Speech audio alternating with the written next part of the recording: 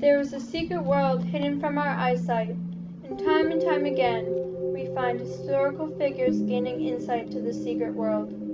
Within the 17th century, London's Leonardo, otherwise known as Robert Hooke, came into microscopy's reign. No portrait survived of Hooke, though, and little is known about his life. In 1665, he published Micrographia. This was the first book to have microscopic illustrations for purchase, which began the popularization of the microscope.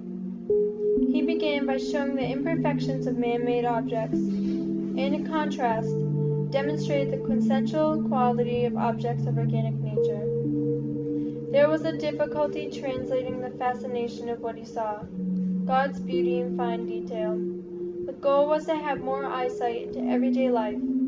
His most popular microscopic observation was thinly sliced cork. With this, he discovered plant cells and called them cells for the first time, which just adds to a small part of his legacy.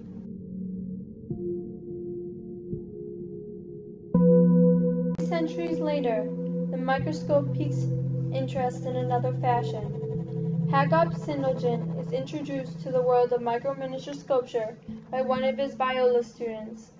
This became a hobby that fueled his obsessive devotion. He learned to create between heartbeats because the pulse in his fingers could destroy the sculpture.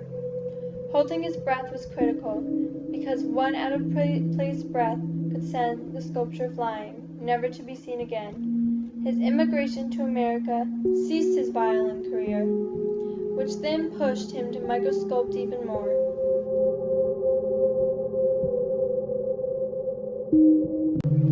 Both Sindelgen and Hooke worked under the microscope to create and observe art.